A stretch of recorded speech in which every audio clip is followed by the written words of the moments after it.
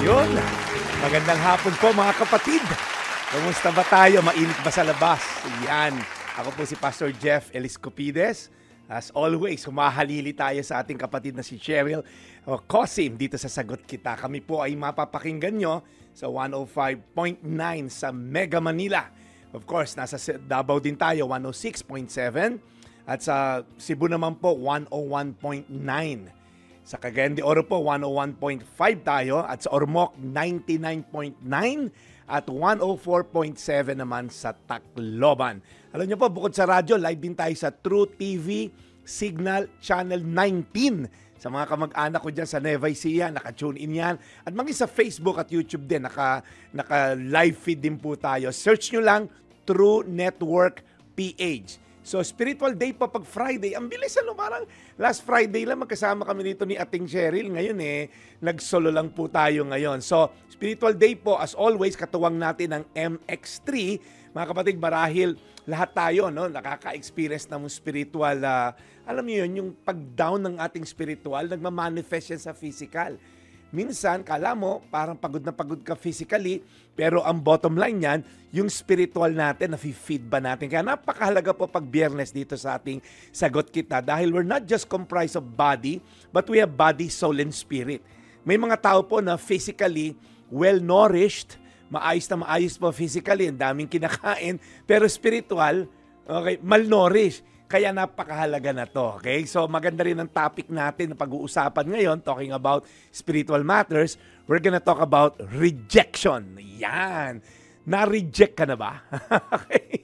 Alam mo, maraming rejection. May kaibigan ako, okay? 4 na beses binasted. Sa pang-5 beses, sinagot na, di ba? So maaaring sa pag-ibig, maaaring may rejection ka sa trabaho. Alam mo yon, yung hindi ka tinatanggap. So, maraming rejection. Pero ito, tandaan nyo, whether pag-ibig yan sa trabaho, sa pamilya, ni-reject ka, hindi yan ang katapusan ng mundo, okay? Hindi yan ang katapusan ng buhay mo dito sa mundo. In fact, isang hakbang lang yan patungo sa mas magandang plano ng Diyos para sa atin. And sometimes, God allows this rejection to happen para makita mo yung better option para sa iyo. So ngayong araw na to, nasabi ko nga kanina, pag-usapan natin yung rejection at kung paano tatanggapin na hindi tayo perfecto, una, right? At kung paano matuto mula sa ating mga karanasan ng rejection. Kaya simulan na natin ang ating usapang tutulong sa inyong magnilay-nilay. Okay? Para magtiwalang muli, makabangon at magbalik loob muli sa Diyos. Lahat ng yan, makakaya mo dahil sagot ka ni God. Ang ating question of the day, mahalaga to. Ano ang pinakamasakit na rejection na naranasan mo at paano mo hinarap yun? Di ba? Isipin nyo na ngayon, ano yung pinakamalaking rejection na experience mo and then paano ka ba nakabangon para po matuto rin yung iba nating mga tagapakinig at tagapanood based on the testimony that you have. So, kung may gusto kayong i-share, mag-comment lang sa ating live stream dito po sa Facebook. Okay? And don't forget to share our Facebook live stream. Ako, na-share ko na kanina pa yung ating live stream. Dahil katuwang natin ang MX3, may gift packs po. Ang 5 mapalad na commenters. Dahil sa MX3, dito ako bilib. Alright! So, simulan na natin. Maganda itong pagkukwentuhan natin. And ang maganda rito po sa rejection, lahat tayo makaka-relate. Right? Walang perfectong tao na lahat ng ginawa niya nagtagumpay. Lahat ng pinlano niya nagtagumpay at walang kumontra. So, maganda po na maintindihan din natin itong rejection. Kasi lahat tayo sa iba't ibang pamamaraan ay nakaranas nga po ng rejection. Pamilya, kaibigan, lipunan, okay? Masakit po ma-reject, for sure. Okay? Lalo na kung paulit-ulit itong nangyayari, no? Pero may magandang balita sa atin si Jesus. Hindi lang basta siya nakikiramay sa ating rejection, kundi siya mismo ang talagang tumutulong upang bigyan tayo ng tinatawag na redemption. Oh, maganda, no? From rejection to redemption. Yan ang pag-uusapan natin. So, yung nakikinig po dyan ngayon sa taxi na yan, kung nandiyan ka sa sasakyan ngayon, para sa'yo to. Isang bagong simula, kumbaga. Magandang kwento na to na pag-usapan natin. Ito'y kwento ng isang Samaritan woman. I'm sure familiar na kayo sa kwento na to sa Biblia. Itong babae na to, nakarana siya ng iba't ibang klaseng rejection, iba't ibang klaseng panlalait, okay? Iba't ibang arena ng buhay niya. Okay? Pag-usapan natin tong sakit na tong rejection na to. One time, si Jesus, kung mapapansin nyo, sabi po dun sa isang verse sa John, umalis siya sa Judea, papunta siya sa Galilee, and then there's a verse in the Bible, sinabi doon sa John 4:4, and he had to pass through Samaria. Sa John 4, ano? Kinailangan daw niyang dumaan sa Samaria. Now, hindi tayo makarelate dahil hindi naman tayo mga Hudyo, pero yung po dinagdag yung word na yon, yung DEI, yung day, it's a Greek word that means sinadya. It means necessary po siya. Okay? Ang ibig sabihin po ng day sa kung modern day na English, what is absolutely necessary. Sinadya po ni Jesus na dumaan ng isang Israelitan tulad niya, Hudyo, dumaan siya sa lugar ng Samaria. So, gusto kong malaman nyo yung konteksto para mas ma-appreciate nyo yung sinasabi ko. Nakita ni Jesus nandun sa isang balon, okay, nag-iigib ng tubig, tanghaling tapat, okay? At ito po ang unang rejection ng babae na to. Una, rejected siya sa lipunan. Bilang isang Samaritana, dahil Samaritan po itong babae, siya ay bahagi ng isang grupo na nilalait, okay? Nilalait at hinahamak, pinag-isa, no? Nilalamak, may bago tayong salita, no? Hinahamak sila ng mga Hudyo. Kasi mga half-breed sila. Kasi may command po sa Biblia sa mga Hudyo, huwag kayong mag-aasawa ng ibang lahi. Pero itong mga grupo na to, nung panahon ng mga Assyrian, nag-asawa sila ng ibang lahi na hindi Hudyo. Ayun, natuto sila ng kung ano-anong mga pag-worship sa mga Diyos-Diyosan. Kaya galit na galit ang mga Hudyo sa mga Samaritano. Pagkadadaan sila, may mga kasalubong na Samaritan, lilih sila. Pag nahawakan ng Samaritan yung isang gate, hindi na nila hawakan. So rejected tong babae na to sa lipunan. Pangalawa, rejected siya sa komunidad. At malalaman natin mamaya kung bakit. Okay? Pumupunta siya ng balon, interestingly, tanghali, alas 12 ng tanghali, which walang babae na nag-iigib ng alas 12 ng tanghali. Alam niyo po, yung mga kababaihan doon sa kanilang komunidad, nag-iigib ng madaling araw hanggang umaga, kung ano yung mga kailangan, maghuhugas na sila ng pinggan nila doon, magbabalat ng isda, kung ano man. Tapos, maglalaban na sila, magchichismisan yung mga marites, and then uuwi sila, dala na yung tubig para sa mga panggamit nila sa bahay. Pag dumating mga alas 9, mag-uuwian na po yan. Pero itong si ate, alas 12 ng tanghali. Bakit? Kasi po siya ay babaeng marumi. Ang tingin sa kanya sa komunidad, siya ay babaeng haliparot. Okay, so yun yung terminology doon. Ano? Bakit? Kasi nakalima siyang asawa at yung kinakasama niya, hindi pa niya asawa. So, rejected na sa lipunan, sa kanyang citizenship as a Samaritan, rejected pa ng komunidad. But wait, there's more. Rejected pa siya personally. Pang-anim na lalaki na itong pinakikisamahan niya. Patunay lang po na hindi siya nirerespeto as a woman, as a person, hindi siya nirerespeto. So, I don't know about you, pero maaaring ikaw ay hindi katulad ng babae na to sa sexual na immoralidad, pero may tanong ako sa iyo, kapatid. Kailan mo na-experience na ikaw ay outcast? Alam mo yung outcast, yung hindi ka tinatanggap. Maaring sa pamilya mo, maaring mahirap ka sa magkakapatid, ikaw hindi yumaman, pag may reunion, ikaw yung utusan, hindi ka binibigyan ng bibig para magsalita sa mga desisyon. Maaring feeling mo because ikaw yung tao na hindi nakapagtapos at pakiramdam mo, ikaw ay may mga rejection sa pamilya, or maaring ikaw, katulad din ng babae na to, nakailang asawa ka na, and parang feeling mo pinagpapasapasahan ka lang ng lalaki. Okay? Paano ka pinapalakas ng katotohanan na may pag-asa pa or pinanghinaan ka na ba? So again, balik tayo rin sa babae. No? Itong babae po na to ay sa lipunan, sa komunidad, as a personal, ay siya po ay rejected. Pero ang ganda ng verse dito na sinabi, Jesus had to pass through Samaria. Sinadya po siya. Ang unang point ko po rito, Jesus seeks her out. It was Jesus po ang naghanap at talagang, kumbaga, dinaanan yung lugar na hindi dinadaanan ng mga Hudyo, sinadya talaga siya ni Jesus. So ikaw na nakikinig ngayon, na parang feeling mo wala ng pag-asa ang buhay, parang feeling mo wala nang kakahinatnan to dahil ako'y makasalanan, dahil ako'y malayo sa Diyos, dahil napakarumi ng aking nakaraan, ako'y naglaro sa putikan, mga ganong datingan natin, ano? Let me tell you something. Sabi sa isang verse, okay, sa Luke 19:10, "For the Son of Man came to seek and to save the lost." Ikaw na nakikinig na parang pakiramdam mo, hindi ka na karapat-dapat ng presensya ng Diyos. Well, good news. Si Jesus po bumaba sa lupa upang hanapin ka. Ikaw na tinalikdan mo na ang Diyos. Ikaw na tinalikuran mo na ang Panginoon. May good news ako sa iyo, hindi siya tumalikod kailanman.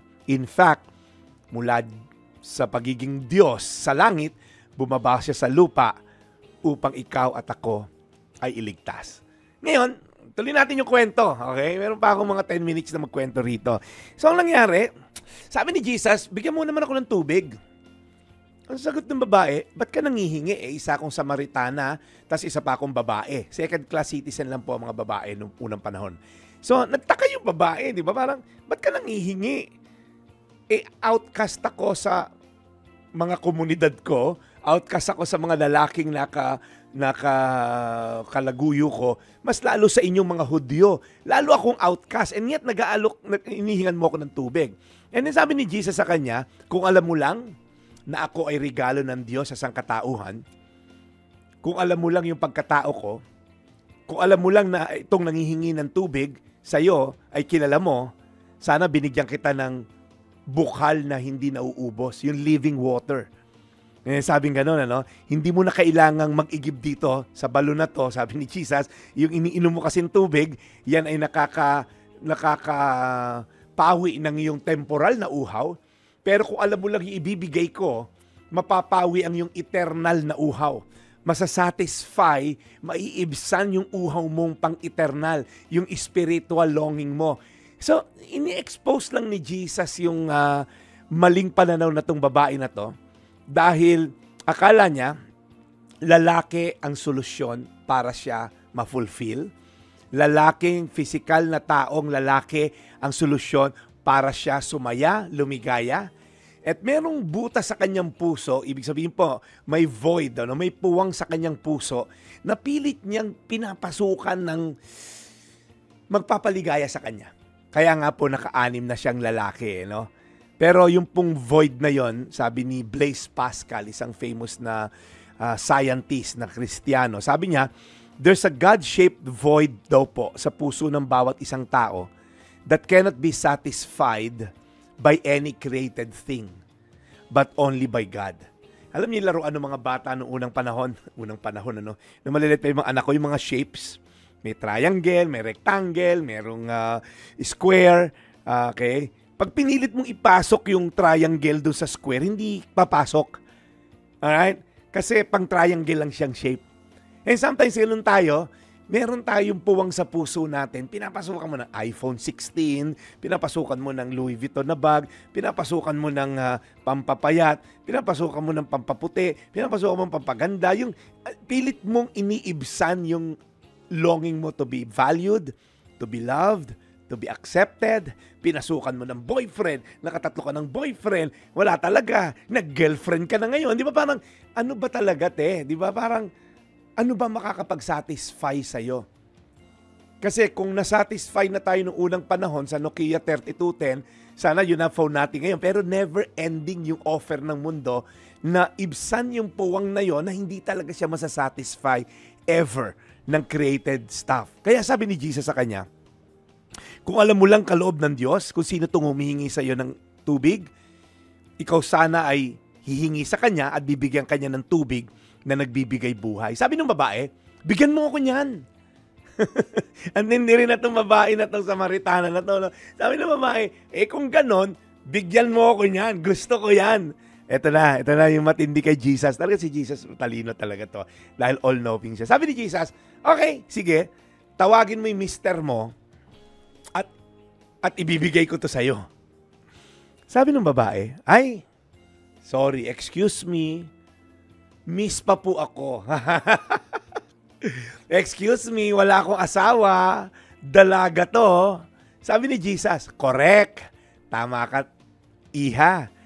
Totoong wala kang asawa kasi nakalima ka ng asawa at yung kinakasama mo, nagli-live-in na lang kayo. Nagulat yung babae. Parang, ha? Ba't alam niya yung mga ginawa kong kasalanan? Ba't alam niya yung marumi kong buhay? Ba't alam niya yung mapait kong karanasan? Ba't alam niya yung mali kong source of satisfaction na nakalima na nga ako? Alam mo, kung magtatago ka, huwag kay Jesus. Okay? Kasi wala ka talagang maitatago kay Jesus. So, una kong point dito, si Jesus po ang naghanap dito sa babae. Sinadya niya. Pangalawa, ni-reveal niya. Kasi sabi ng babae, mukhang propeta ka. Alam mo, kayo, ang yayabang nyo. Kailangan sumamba dyan sa Jerusalem nyo, sa templo nyo. Okay? Kami dito sa mountain na to sumasamba. Sabi ni Jesus, alam mo, darating ang time, hindi mo kailangan ng templo, hindi mo kailangan ng lugar para sumamba, mananahan sa iyo ang Diyos pagdating ng panahon, in spirit and in truth. So ano nangyari dito? Ni-reveal ni Jesus kung sino siya. Alam niyo po ba? Siyang kauna-unahang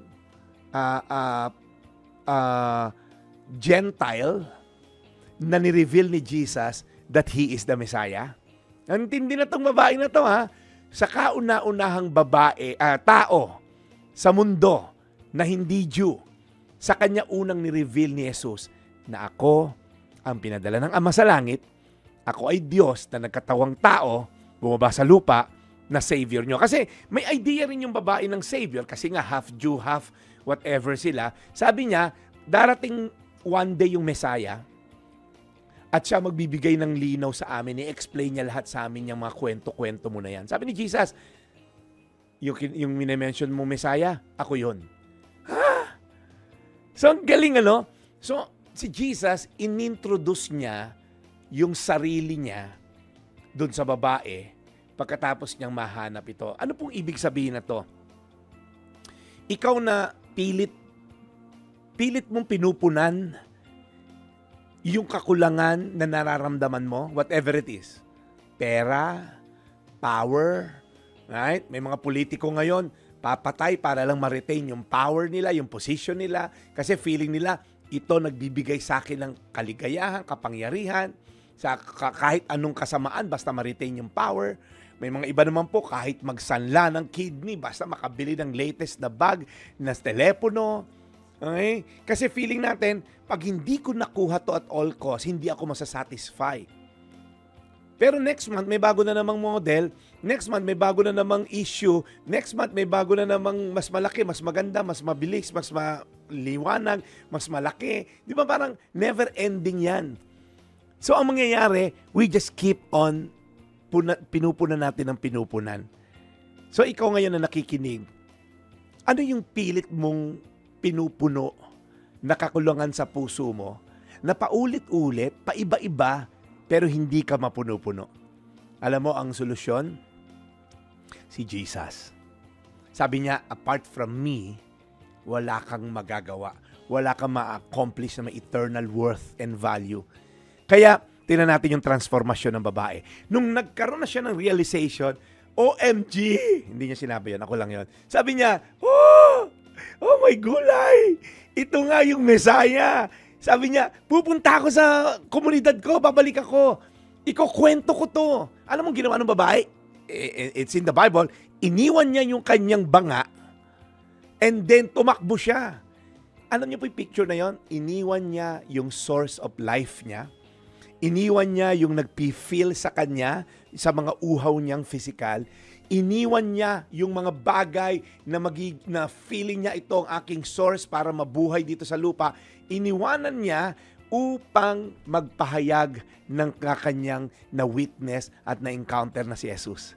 Pumunta siya sa kanilang komunidad, kinuwento niya sa bawat makasalubong niya, may nakita ko ng lalaki, mukhang siya yung Messiah. Nagsunuran ng buong komunidad, yung buong barangay nagpuntahan doon sa balon, and then ito po matindi. Nakinig kayo. Nagsunuran, di ba? Pagpunta po ng mga tao, sabi, mukhang totoo yung sinasabi ng babae, ikaw nga'y Mesaya, pwedeng mag-stay ka pa sa amin ng 2 araw pa. Sumama si Jesus sa mga kanyang disipulo. Okay, makinig kayo. Pagdating po doon sa kanilang barangay, nag-share si Jesus at marami ang na-born again doon sa lugar na yon. Ang galing, ano? Kaya sabi ng mga tao, alam mo Jesus, hindi lang kami naniniwala sa iyo dahil sa babae na to. Naniniwala kami ngayon dahil na-encounter ka na rin namin ng personal. So, as we go for a commercial, number 1, si Jesus ang naghanap sa kanya. Si Jesus ang nag-reveal kung sino siya. At si Jesus din nag-commission sa kanya. Bumalik ka nun sa komunidad mo at i-share mo ang kabutihang natanggap mo. Yan, no? Okay, mamaya pag-usapan natin kung paano mo overcome ang rejection. Kung tayo po ay may mga gustong i-share, pag-usapan natin yan sa ating Facebook live stream. Baka isa ka na sa maswerteng mabibigyan ng MX3 gift packs. Huwag kang bibitiw dahil magbabalik po ang programang Sagot Kita, Sagot Ka ni God. Welcome back. Ayan, nagbabalik ang programang Sagot Kita. Ako po again si Pastor Jeff Eliscopides ng Rebuild City Church.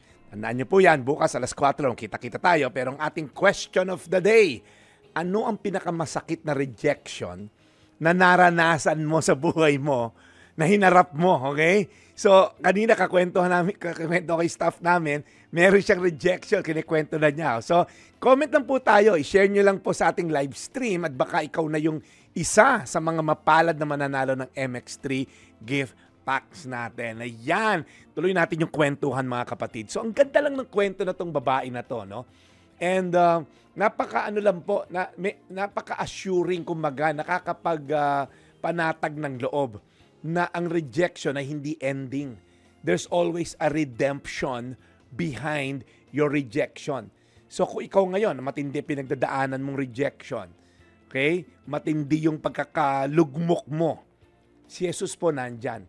In fact, yung kanyang awa, yung sabi sa Biblia, His mercies are new every morning. So tuwing gigising ka sa umaga, may bagong awa at grasya siyang available sa iyo. Ang tanong lang, hahawakan mo ba yon? Pangahawakan mo ba? Itatap mo ba yung spiritual na pagkakadapa sa ino-offer ni Lord sa atin? So, gusto ko lang kayong i-share pa to, no? Ikaw na-reject na, okay? Ano yung mga pwede natin ngayong practical application about rejection? So, how do you overcome rejection? Well, una, accept mo that rejection is part of life.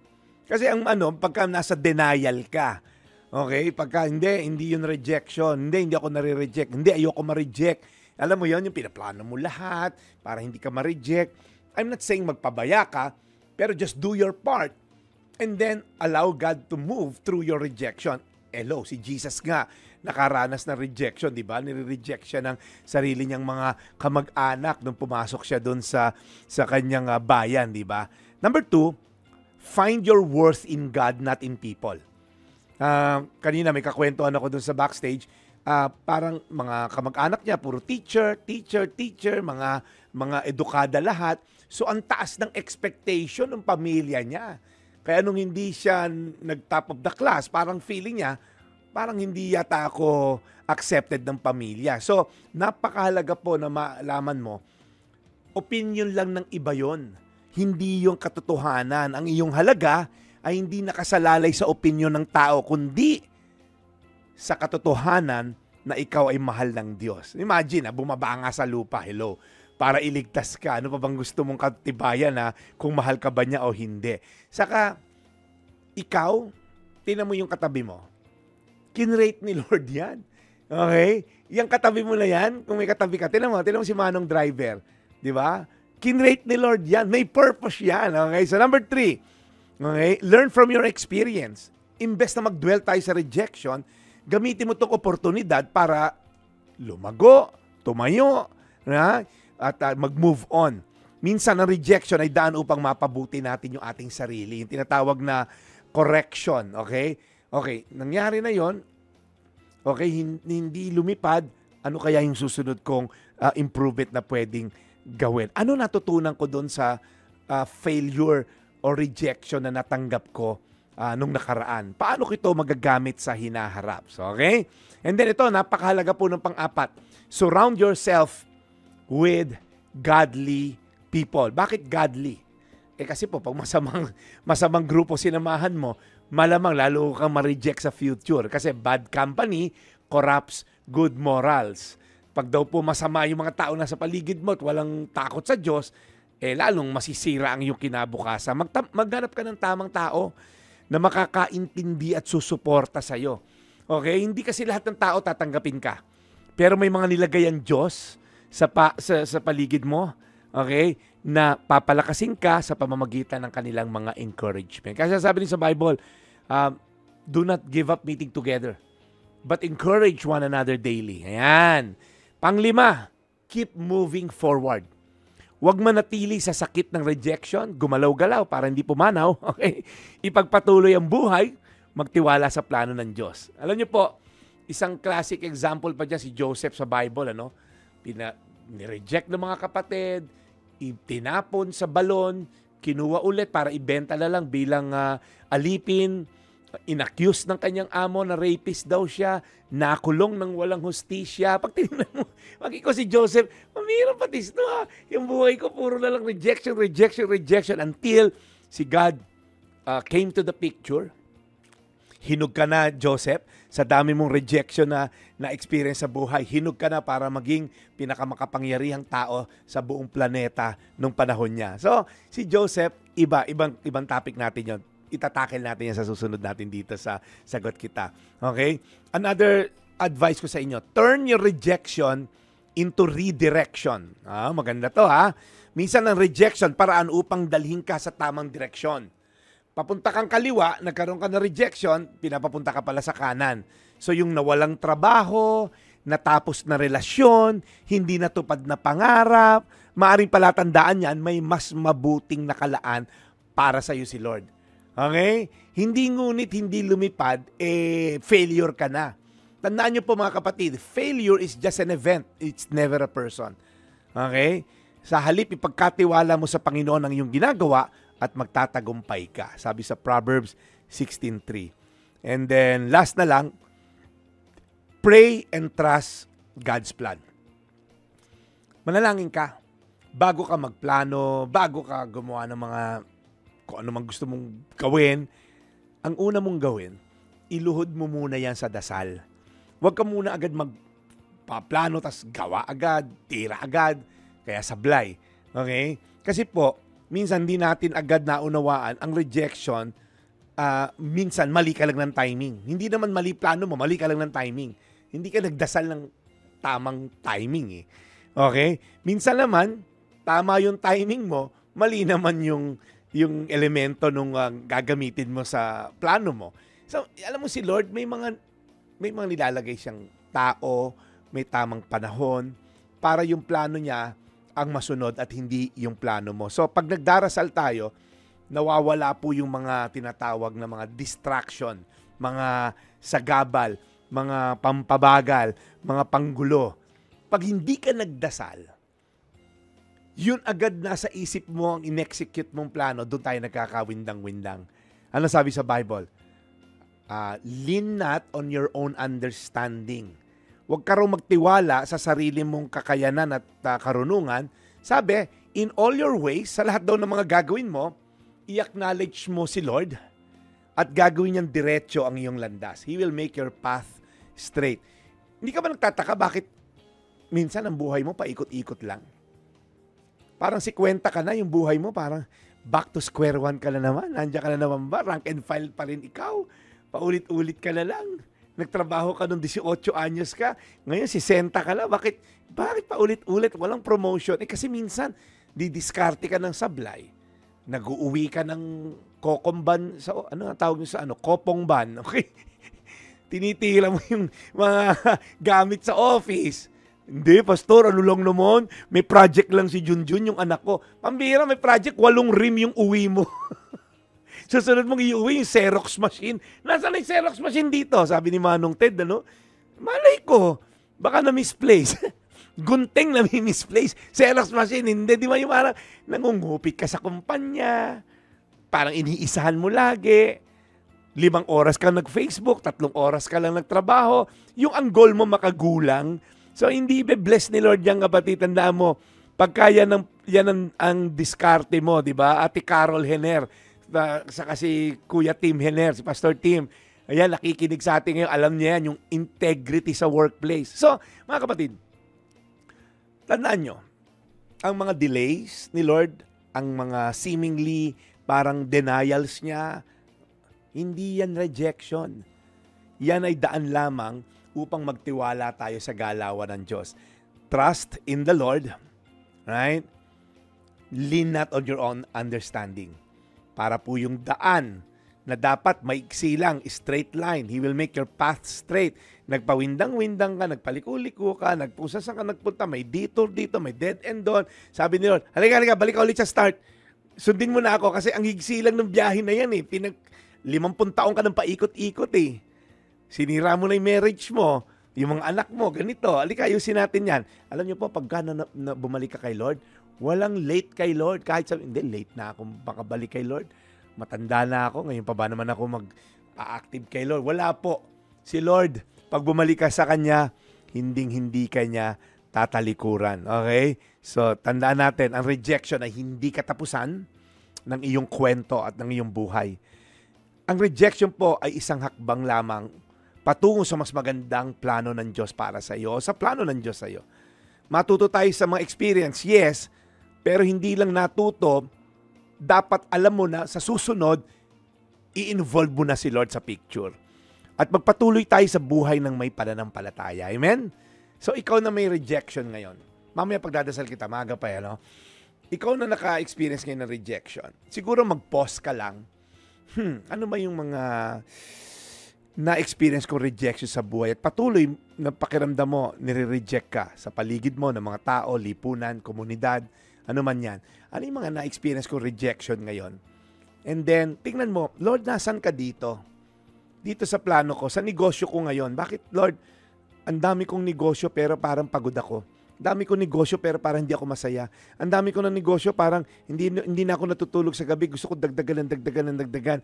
And then na-realize mo, parang mali yata ito ah. Wala yata si Lord dito sa plano ko na to, kaya puro rejection na lang. Ang ganda ng negosyo ko, nireject ako ng mister ko.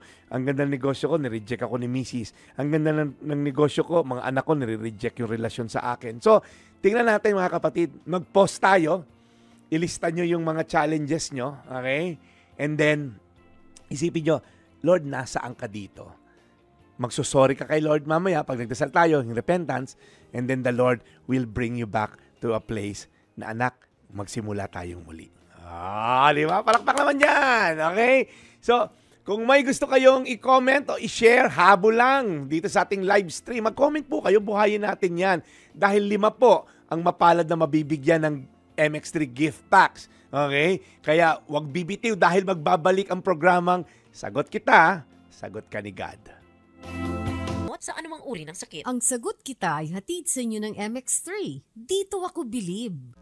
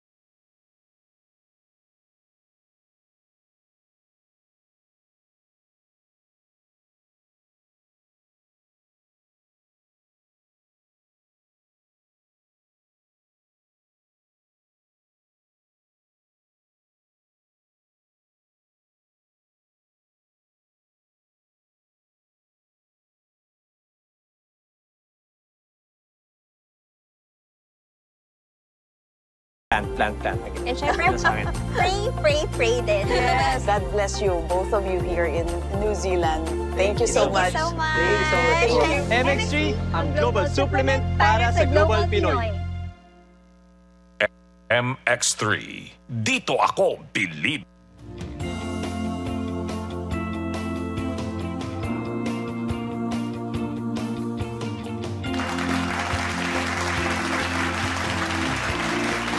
Wow, ang bilis naman ano. Nasa huling bahagi na po tayo ng programang Sagot Kita. Again, Pastor Jeff Eliscopides po ng Rebuild City Church. Bukas po, alas 4 sa YouTube at Facebook channels po ng Rebuild City Church. Magkita-kita tayo. Ako nagpipreach doon pag alas 4. So total, sanay na kayo ng 4 to 5 dito. So, bukas doon tayo. Anong pinakamasakit na rejection na naranasan mo? At paano mo hinarap yan? Yan po ang ating tanong. Okay? So, basa lang tayo ng mga ilan nating mga commenters dito, no?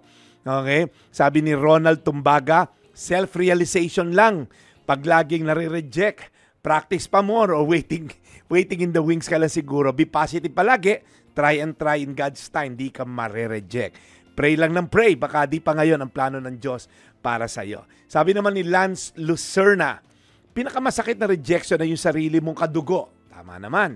Ay tatalikuran ka at mas pinili pa tulungan ng ibang tao kesa sa'yo. Yan. Sabi ni Francis Droff, naranasan ko pong ma-reject sa application ng trabaho when I was younger. Sobrang devastating yon at that time because I wanna earn. But later on, I understand God's wisdom na di pala ako para doon sa field na yon para may better employment na napunta in the process sa akin.